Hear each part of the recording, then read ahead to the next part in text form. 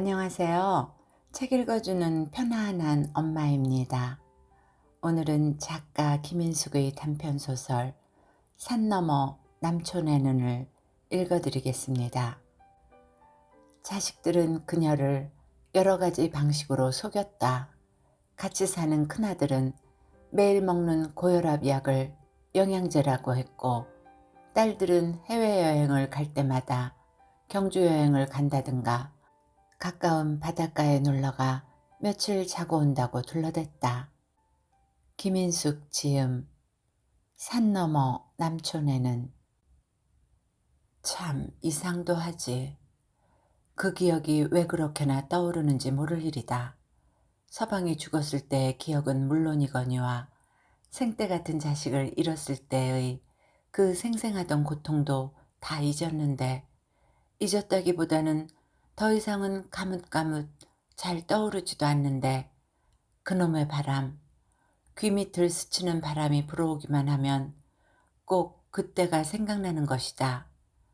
좀 높은 곳의 창을 발돋움해 열다가도 문득 베란다에 서서 아들이 퇴근할 때가 되었는가, 손주들이 귀가할 때가 되었는가를 흔들흔들 서서 내다보다가도 문득 귀 밑 흰머리 몇 올이 흔들리는가 싶기만 하면 난데없이 그때가 떠올랐다. 참 이상도 하지.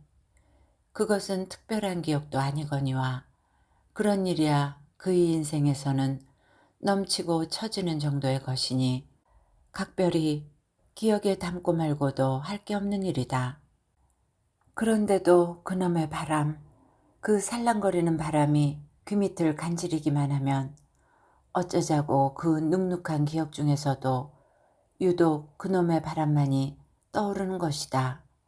그리하여 마침내 이가 송송 빠진 합죽이 입이 벙긋 벌어지고, 이제는 해를 헤아릴 수도 없을 만큼 오래된, 그러나 완전히 그때로 돌아간 듯한 미소가 홀쭉한 뺨에 무구히 떠오르는 것이다. 11번째 아이가 들어섰을 때의 일이다. 18에 시집을 와 40이 넘을 때까지 그녀는 12번의 임신을 했는데, 남편이 일본 군대에 끌려가 있던 몇 해와 딴 계집과 살림을 차렸던 몇 해, 그리고 외지를 떠돌던 동안을 제외하고는 그야말로 부른 배가 꺼질 사이도 없이 애를 베고 또 베고 한 셈이다. 11번째가 되기 전까지, 그러니까 앞의 10명의 새끼들 중 둘은 낳아보니 이미 뱃속에서 죽었고, 하나는 뱃속에 들어선 지 몇 달 안 되어 핏덩이로 쏟아냈으며, 둘은 돌이 되기 전에 숨을 거뒀다. 살려서 거둔 자식들 중 위로부터 셋째까지가 모두 아들이었으므로 자식복이 없다고 할 수는 없었다. 그러므로 이제는 그만 낳아도 좋다 싶었다. 11번째 새끼가 뱃속에 들어섰다는 것을 알았을 때 그녀는 들고 있던 바가지를 부엌바닥에 내동이쳐 깨뜨렸다. 시부럴 놈. 서방에 대한 욕설이 먼저 터져나왔다. 외지를 떠돌던 남편이 몇 년 만에 돌아와 한 일이라는 게 고작 그 일뿐이었으니 들의 밭에다 뿌리면 탐스러운 열매나 되지. 이것은 이제 무엇을 할 물건이란 말인가.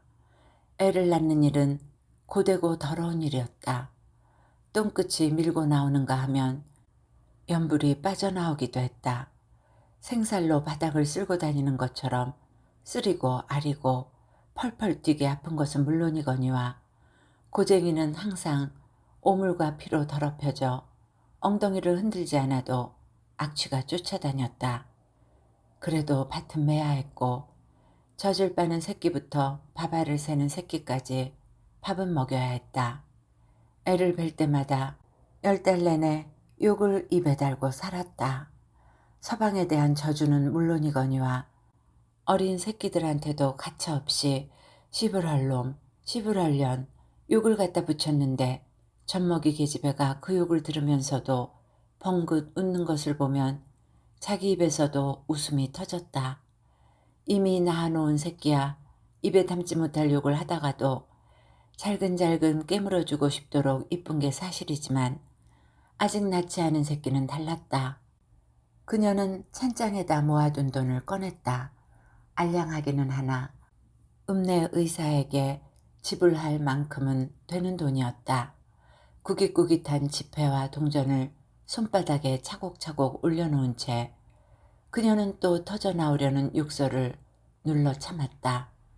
돈 주고 애를 떼어내다니. 그전에는 생각도 못한 일이다. 18의 시지와 25살이 될 때까지 그녀는 연거푸 2번 죽은 새끼를 낳았다. 울지도 않고 숨쉬지도 않던 어린 것. 둘 중에 하나는 방금 전까지도 숨을 쉰 듯 콧등이 따뜻했다. 산 것을 낳을 수만 있다면 밭을 갈듯 자신의 몸을 갈아도 좋겠다고 생각했다. 밟고 갈고 매고 무엇이든 10번이나 임신을 하고 나이 40이 넘고 살아있는 5의 아이를 거두기 전까지는 그랬다. 걸어서 2시간 거리 남짓에 있는 읍내의 병원에서는 늙어 눈밑이 거뭇한 의사가 진료를 했다. 근동의 모든 사람들이 그 의사의 주사를 맞았다.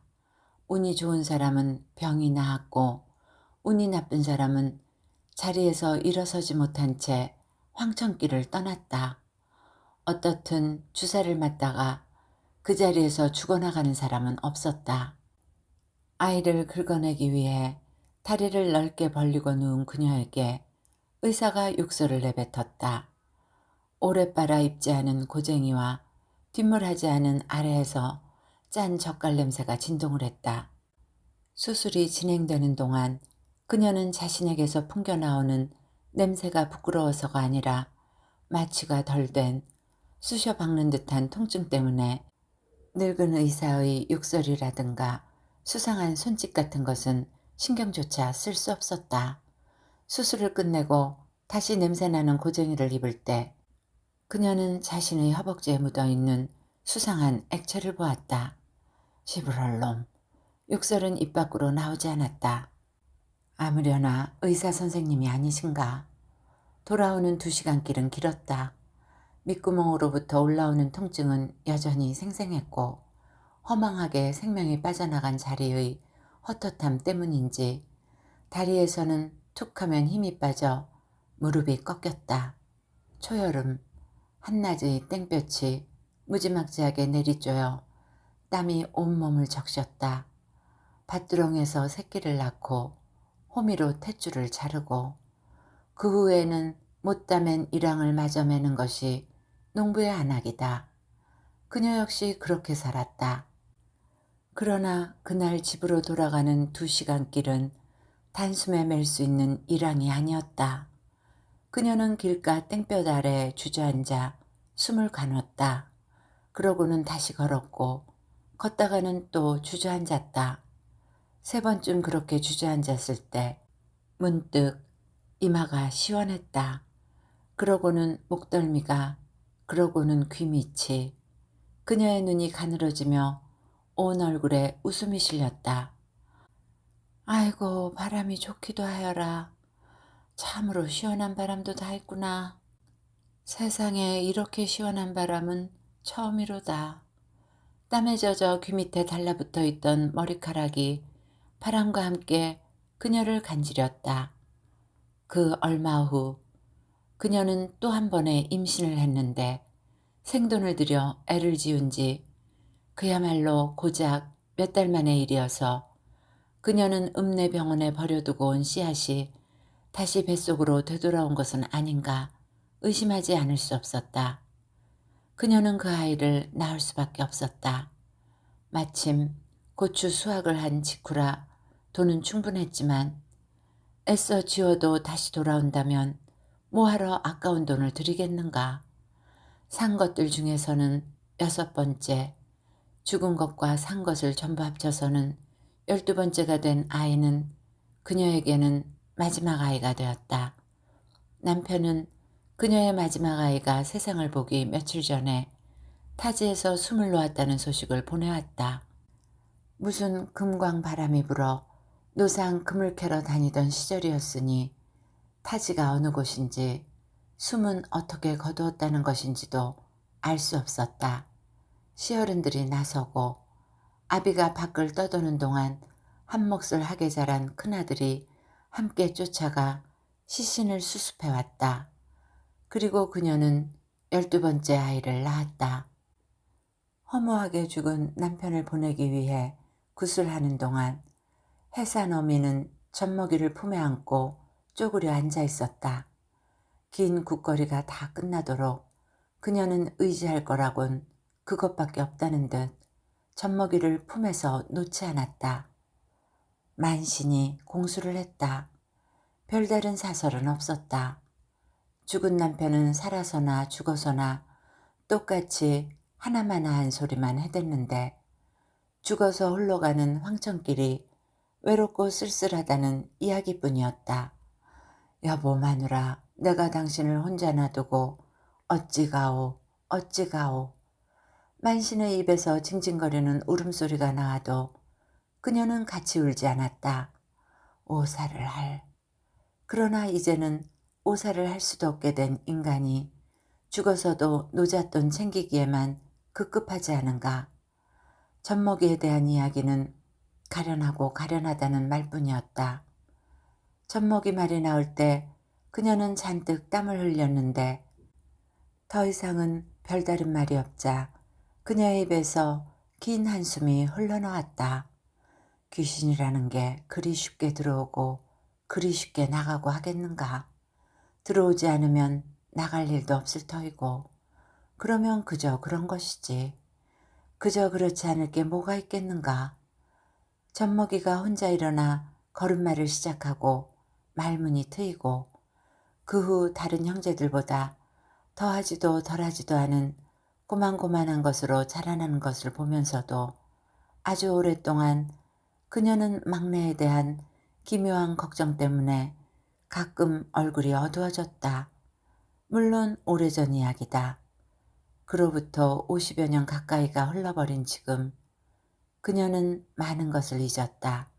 아니, 더 정확히 말하자면 대부분을 잊었다고 말하는 편이 옳을 것이다. 기억하는 것이 아주 없다고는 말할 수 없겠으나 기억은 기억과 단절되어 의미를 알 수 없는 이미지로 헛돌았다. 바람만 하더라도 그렇다. 그녀의 기억 속에는 왜 그 바람이 들어왔을까? 막내에 대해서도 마찬가지다. 그녀는 지금까지도 간혹 막내를 유심히 바라보곤 할 때가 있는데 그 눈빛이 다른 자식들을 볼 때와는 달리 각별하여 막내를 기겁하게 하곤 했다. 왜 그렇게 기분 나쁜 눈으로 봐? 엄만 툭하면 그러더라.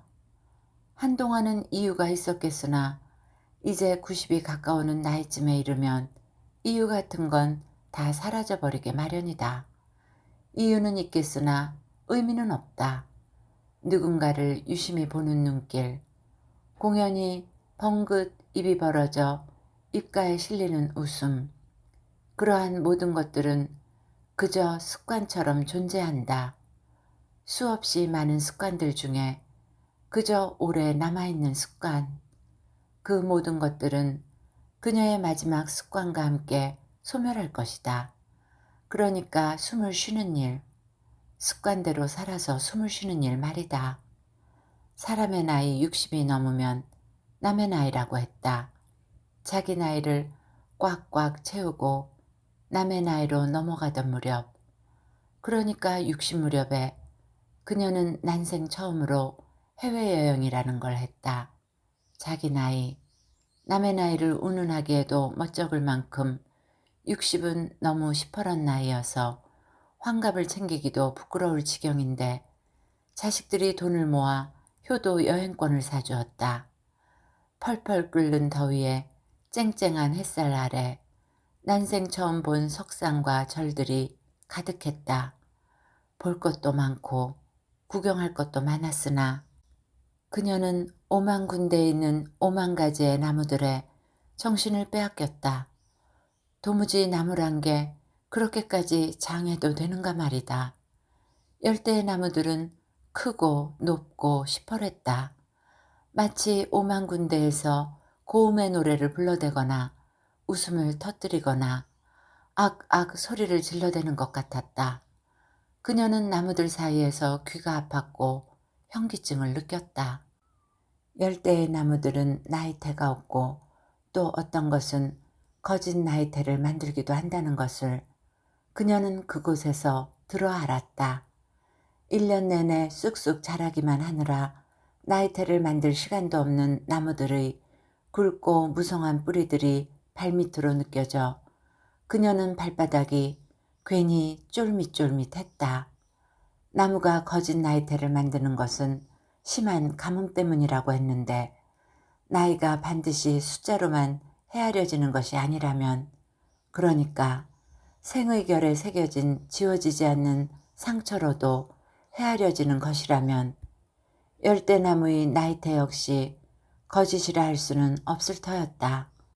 열대의 가뭄, 그 목마름이 오죽하였으랴.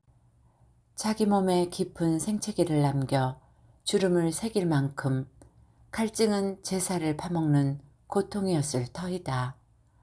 좀 더 늙어 남의 나이를 맞았으면 좋았을 것이라고 개원들과 함께 갔던 여행지 열대의 밤에 그녀는 생각했다.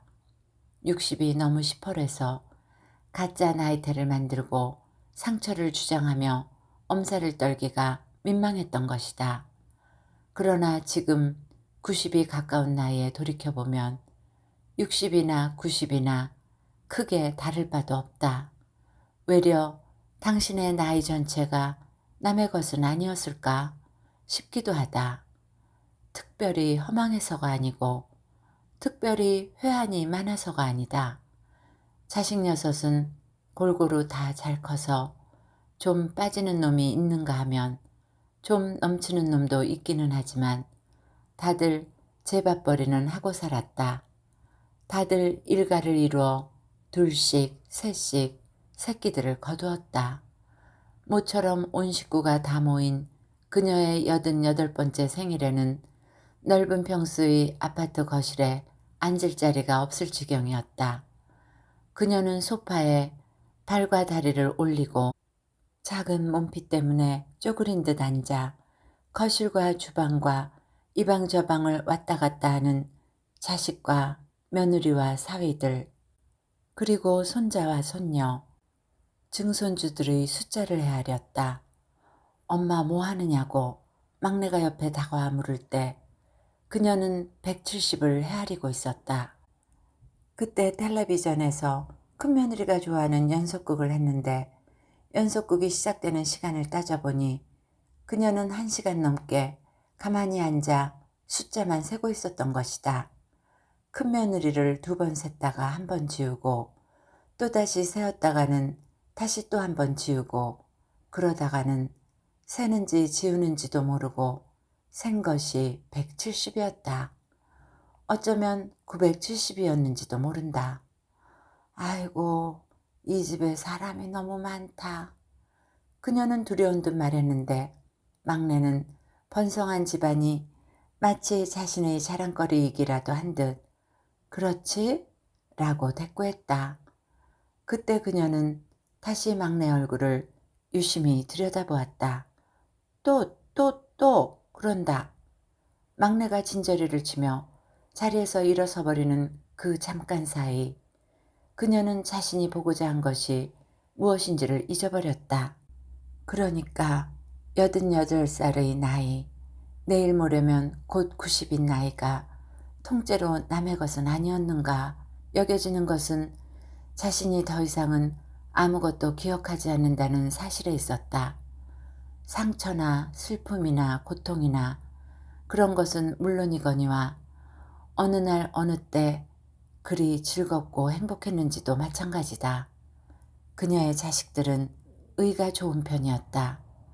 때마다 잘 모였고 모여서는 함께 먹고 쉼없이 이야기를 나누며 요란하게 웃음보를 터뜨리곤 했다. 몸피가 졸아들어 이제 한 줌밖에 안 되는 그녀는 자식들 틈에 없는 듯이 앉아 그들이 나누는 이야기를 듣곤 했다. 왁자한 웃음 속에 어떤 자식 하나는 그녀에게도 기억을 보채게 마련이었다. 그때 말이야 엄마. 그러나 그때라니 그녀는 기억하지 못했거니와 그러한 기억이 자식의 얼굴에 실어주는 그 웃음, 그 즐거움이 신기했다. 자식이 저토록 기쁘게 웃으면 어미의 마음은 고봉밥 한 그릇을 뚝딱 비운 듯 부르고 따뜻해져야 오를 일이다. 그러나 그녀는 부르고 따뜻한 마음의 기억조차 잊은 듯하다. 그때 무슨 일이 있었는지, 그리고 그때 그 무슨 일은 왜 저 아이를 저렇게 즐겁게 만드는지, 즐거움이란 대체 무엇인지. 물론 그녀가 웃음을 완전히 잊어버린 것은 아니다.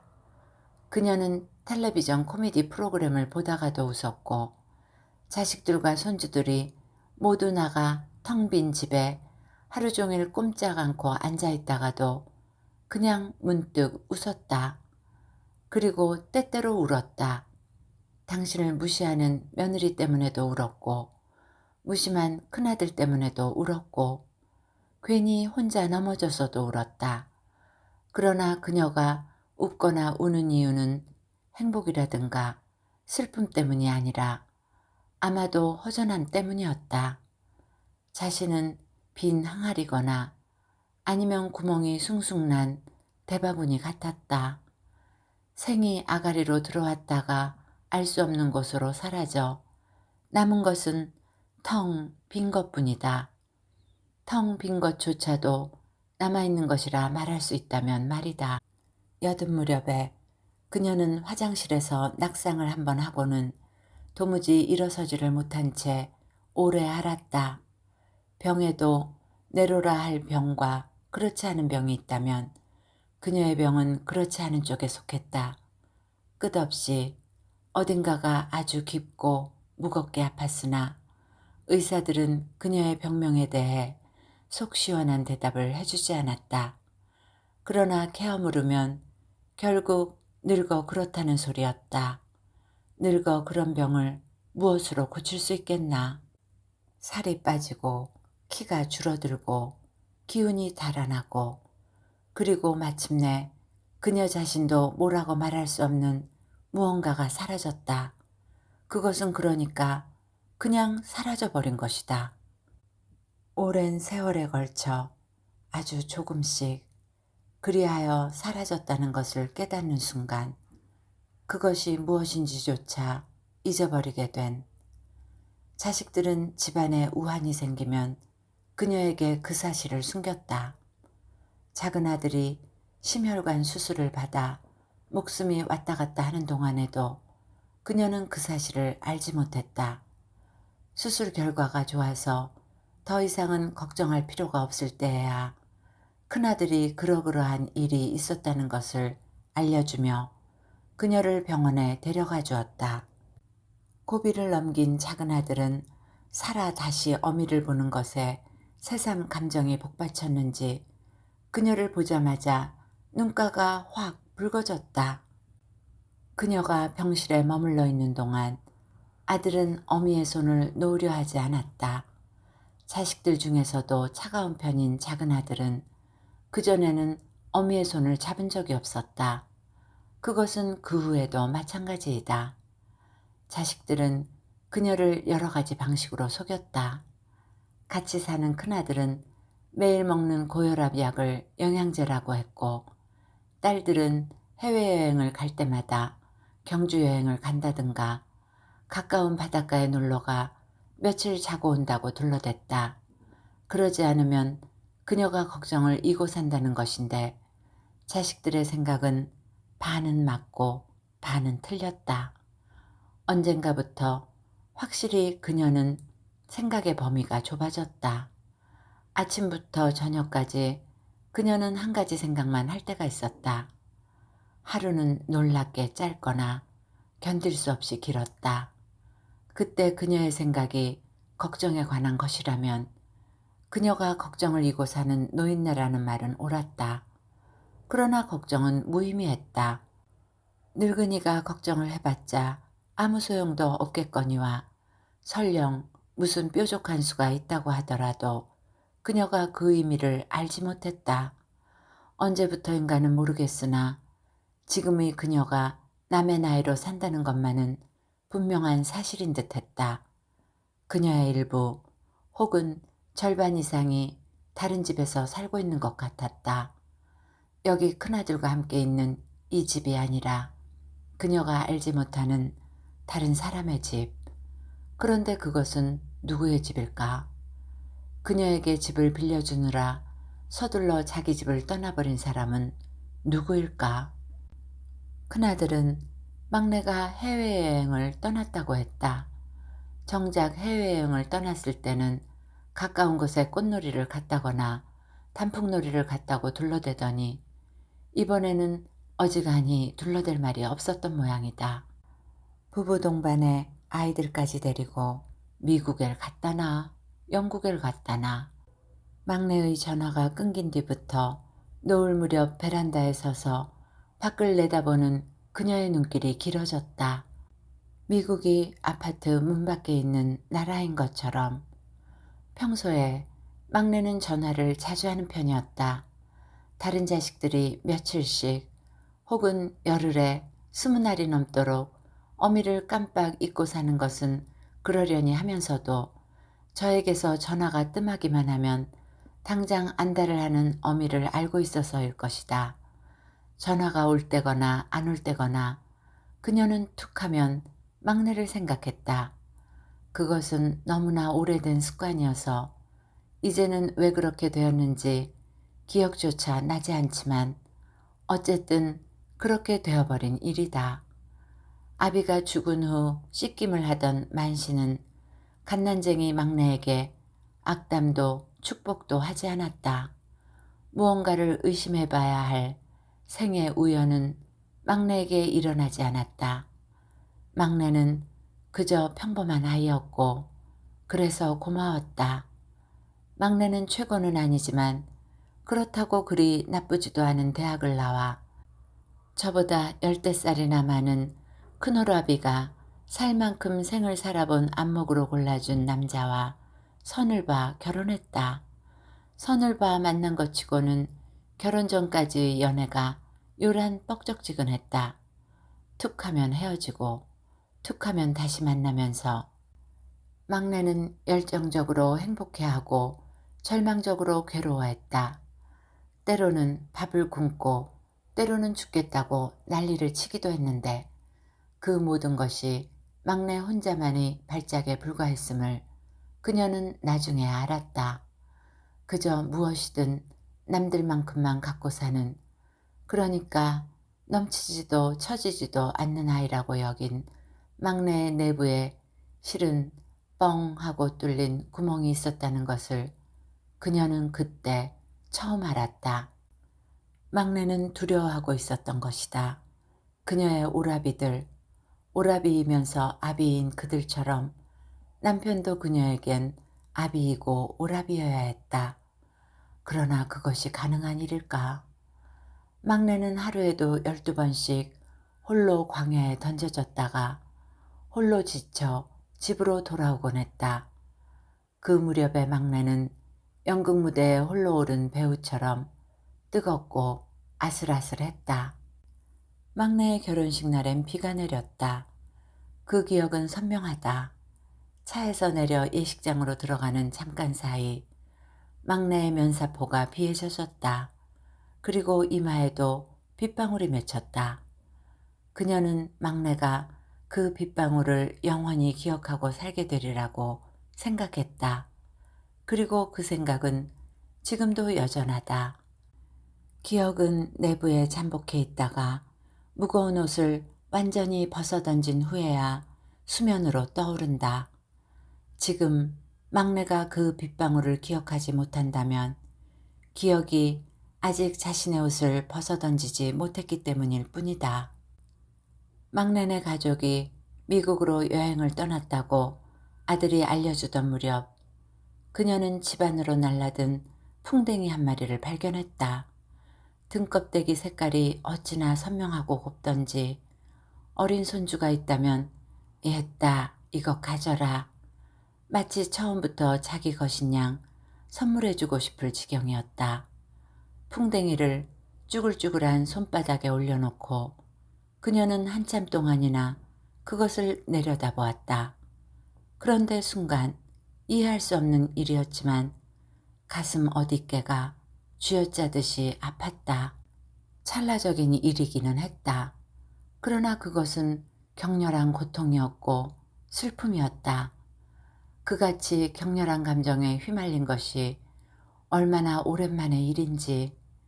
그녀는 그 감정이 사라진 뒤에도 놀라운 마음으로 한동안 움직일 수가 없었다. 두근거리던 가슴이 가라앉은 후 그녀는 풍뎅이를 창틀에 올려놓고 발돋움을 하여 창문을 열어주었다. 바람이 그녀의 귀밑머리를 흔들었다. 사람들은 늙은이가 나이를 먹으면 젊은 때는 보지 못한 것들을 보게 된다고 믿기도 한다. 그날 그녀의 가슴이 아팠던 것도 혹시 그래서였을까? 그녀의 일부 혹은 절반 이상이 몸을 담고 있는 집이 어떤 사람의 집인지 알 수 없으니 그녀는 혹시 무당일 수도 있겠다. 무엇이든 가능하지 않은 일이 있으랴. 그때 그녀는 누군가가 세상을 떠났다는 것을 알았다. 그 누군가가 이승을 완전히 떠나기 전에 그녀에게 인사를 건네러 왔다는 것도 알았다.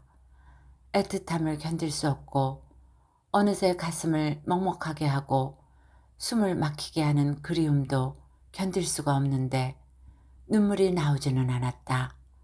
무병을 앓듯 그 며칠 동안 그녀는 자리에서 일어나지 못했다.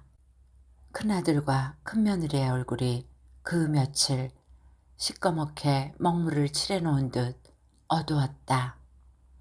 새끼 둘을 죽은 것으로 낳았고 아침에 멀쩡히 젖을 빨던 것이 저녁에 숨을 거두는 것도 보았고 산 것을 핏덩어리로 쏟아내 보기도 했으나 자식이 죽는다는 것이 무엇인지는 죽어도 알 수 없는 일이다.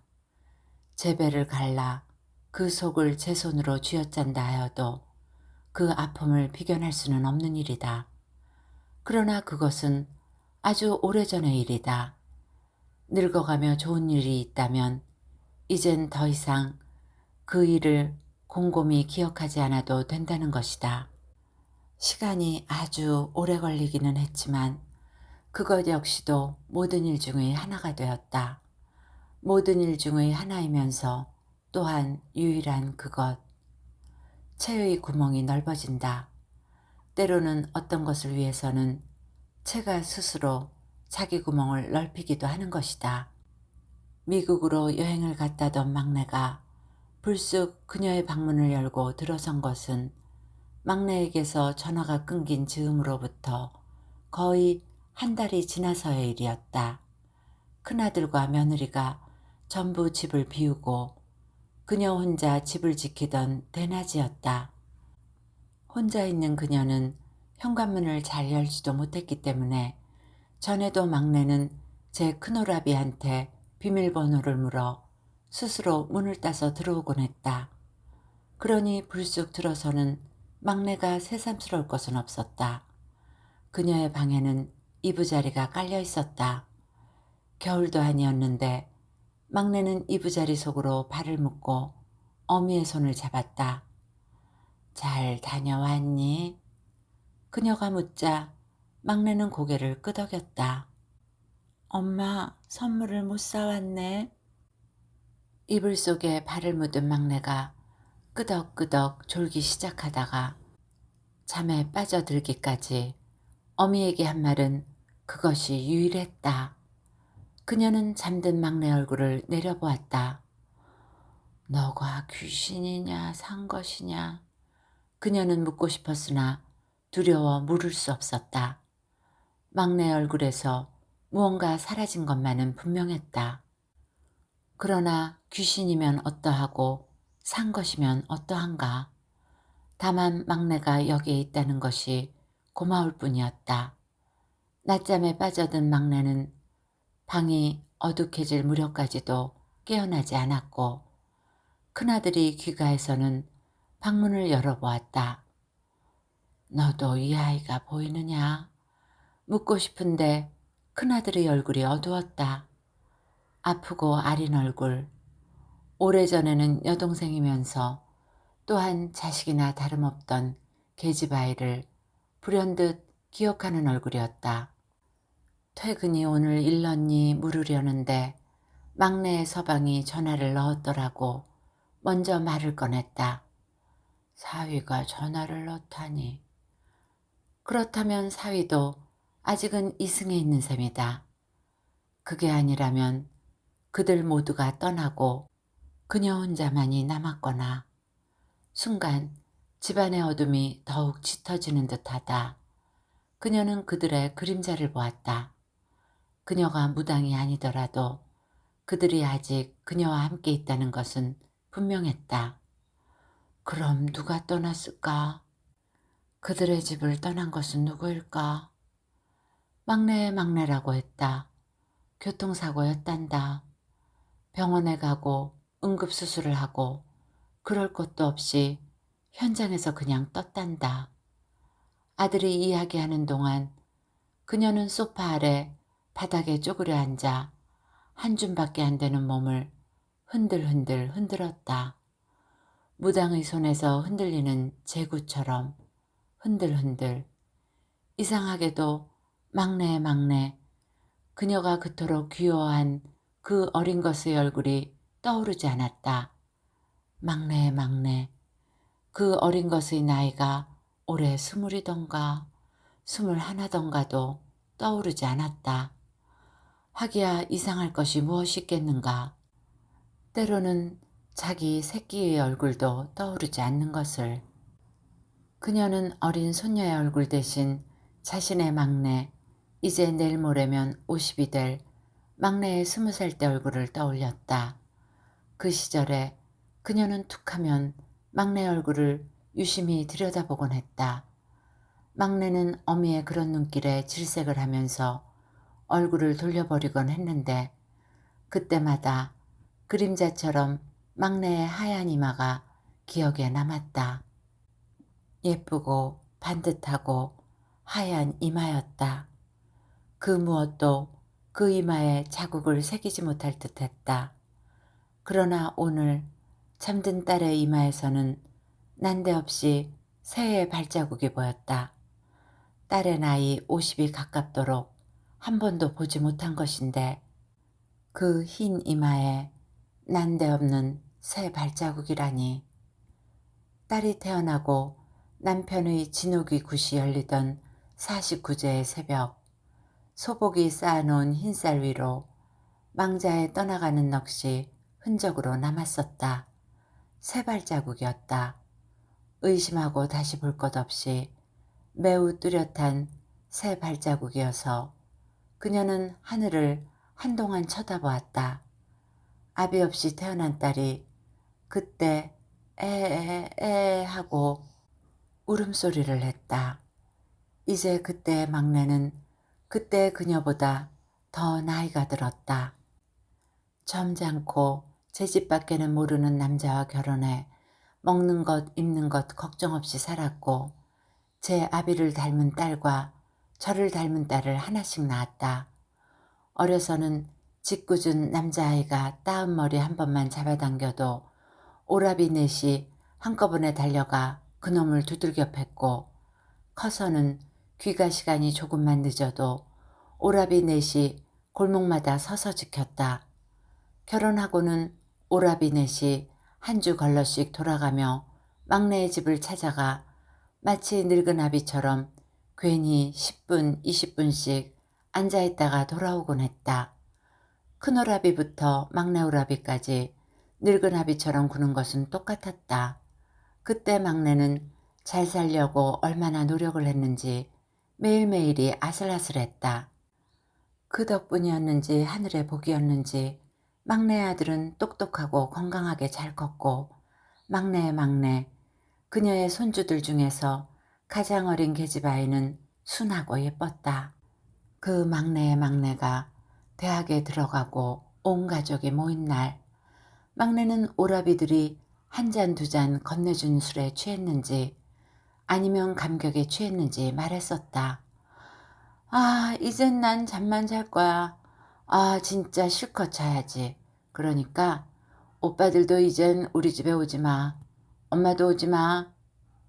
오라비들이 어린 막내가 궁금해 뻔질나게 막내 집을 찾아가던 시절이 이미 20해는 더 전의 일이라는 것을 까맣게 잊은 채 막내는 말했고, 오라비들은 순식간에 20해 전으로 돌아간 듯 웃음을 터뜨렸다. 그녀는 그 웃음소리들이 좋아 그저 따라 웃었다. 그 어린 막내, 그토록 어린 막내가 제 새끼를 잃었다. 교통사고였다니. 제 목숨이 그만밖에는 안 하는 것이라고는 해도 가는 길이 그리 가혹할 필요는 없었을 터인데, 막내가 있는 방으로 돌아가기 위해 일어섰다가 그녀는 거실바닥에 발을 쾅쾅 굴렀다. 입안에서 무언가 말이 터져나올 듯한데 말은 터지지 않고 발 뒤꿈치가 아프도록 발만 쾅쾅 굴러졌다. 방으로 돌아왔을 때 막내가 일어나 앉아 있는 게 보였다. 그녀가 들어서는 것을 보면서 막내는 웃음을 띄웠다. 엄마. 막내의 목소리가 얼마나 무구한지 그녀의 가슴이 발뒤꿈치 마냥 아팠다. 그녀는 막내가 꿈을 꾸고 있다는 것을 알았다. 새끼를 묻고 나서 한 달 내내 잠만 자더라고 했다. 오죽했겠는가. 세상의 모든 것을 죽이고 싶고 마침내 저가 저를 죽이고 싶어 막내는 깨어있을 수 없었을 것이다. 어미를 보러 올 수 없었던 것도 아마도 그래서였을 테지. 늙은 어미가 놀랄까 두려워서가 아니라 제 새끼 때문에 어미마저 죽이고 싶을까봐 올 수 없었을 테지. 선물을 못 사왔네. 선물을 사왔어야 했는데. 막내는 한 말을 다시 중얼거리고 또 쓰러져 눕는다. 무구히 웃던 눈매에 그 웃음만큼이나 느닷없게 눈물이 불쑥 맺힌다. 그러나 모두 꿈속의 일이다. 막내의 꿈길을 여며주기 위해 이불을 끌어올리는데 방바닥에 던져진 듯 놓인 막내의 손가락 끝이 너덜너덜했다. 새끼를 보내는 동안 물어뜯고 또 물어뜯은 곳이 어찌 손가락과 손톱뿐이랴. 그녀의 가슴이 막내의 손끝처럼 순간 너덜너덜해진다.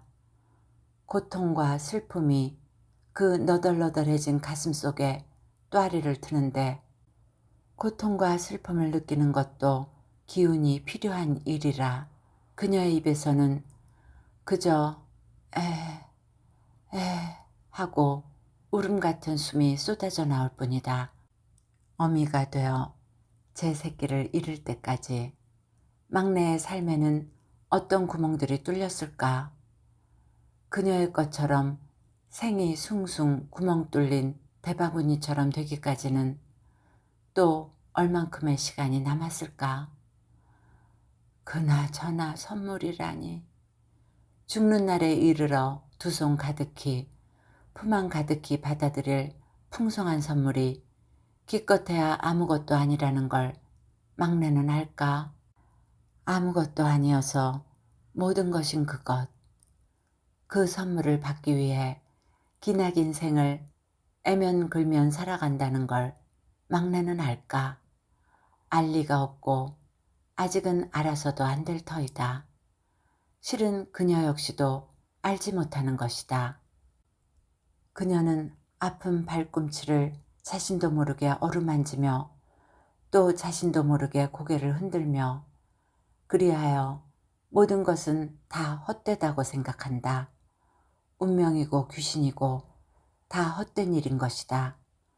그래서 그녀는 잠들어 깨어나지 못하는 막내의 이마에 손을 얹어 새 발자국을 지운다. 새끼를 잃고 어미의 집에 와서 잠든 막내의 마음이 오죽하랴 싶은데 막내는 드렁드렁 코를 골고 있다. 그래서 그녀의 마음이 더욱 찢기는 듯하다. 젊은 시절에 그녀는 절에 다녔다. 때 되면 절에 가고 떠돌이 중이 나타나면 알량한 곡식이라도 시주하는 것은 그 시절에는 누구나 하는 일이었다. 부처가 큰 복을 내려줄지는 알지도 못했고 윤회니 해탈이니 하는 말은 그 뜻을 알지도 못했다. 늙은 불자가 갑자기 교회에 나가기 시작한 것은 80이 넘어서의 일이다. 의사도 어쩔 수 없다는 늙어 그런 병을 교회 목사가 안수기도로 싹 고쳐준다는 말에 귀가 솔깃하기도 했거니와 서방을 따라 교회에 다니는 막내가 천국 이야기를 귀에 박히도록 해준 것도 그 영향이기는 했겠지만 무엇보다도 집사니 무엇이니 하는 동네 여자들의 살가운 행동이 그녀의 마음을 움직였다. 일요일이면 집으로 와 잘 걷지 못하는 그녀를 업어갔고 밥을 먹여주었고 다시 집에 데려다 주었고 기도를 하러 와주었으며 머리도 잘라주러 오고 놀러도 와주었다. 자식들에게는 그림자가 된 어미가 난데없이 그 여자들에게는 하느님의 귀한 종으로 한 몫을 했다. 그녀는 새벽마다 기도를 했다. 한 번도 읽어본 적 없는 성경을 앞에 놓고 한 번도 본 적 없는 하느님에게. 그러나 지금 잠든 막내 앞에 쪼그려 앉아 그녀는 누구를 불러야 할지 알 수가 없다. 하느님일까? 부처님일까? 아니면 새 발자국을 남기고 간 남편일까? 코를 골던 막내가 이불을 끌어당긴다. 초여름 더워지는 날씨, 추워서는 아닐 터인데 혹시 몸이 허전해서인가? 창문이 열려 있다는 것을 그녀는 그제 알았다. 벽을 짚고 일어서 발돋움을 해 높은 창문을 닫으려는데 그녀의 귀민 머리카락이 흔들렸다. 바람이구나. 아이고, 바람이 좋기도 하여라. 참으로 시원한 바람도 다 있구나. 창문을 닫아주러 일어섰다는 것도 잊은 채 그녀는 발돋움한 그 자세로 창문턱을 붙들고 서 있었다. 바람이 하도 시원하여 이가 송송 빠진 그녀의 합죽 입이 벙긋 벌어지고 그 홀쭉한 입가에 웃음이 떠올랐다. 그녀의 인생은 이제 구멍이 넓은 대바구니 정도가 아니라 밑이 빠진 항아리 꼴이었다. 담아둘 것이 없이 사라졌다. 그렇더라도 바람은 체의 구멍을 지나거나 밑빠진 항아리를 통과하면서도 제 울음소리를 남긴다. 그 바람은 그녀의 귀 밑을 지나 지금 어둠 속에 완전히 잠긴 방 안으로 들어가 그녀가 깜빡 잊어버린 막내의 이마를 건드리기도 한다. 바람이 시원하기도 하여라. 온몸이 허전하여 깊은 잠결에도 악착같이 이불을 끌어덮던 눈물 젖은 얼굴, 막내의 입가에도 웃음이 번진다. 막내의 꿈속 하늘에서 무언가가 날아간다. 새일까? 아니면 바람일까? 막내도 오랜 세월이 흐르면 자신의 이마를 건드리는 바람을 느낄 때마다 어찌하여 미소가 떠오르는지 곰곰 생각해 봐야 할 날이 올 것이다. 그녀가 확실히 알 수 있는 것은 그때 그녀는 여기에 있지 않으리라는 사실뿐이다. 이야기는 여기까지입니다. 좋은 시간이 되셨기를 바라며 오늘도 행복하세요.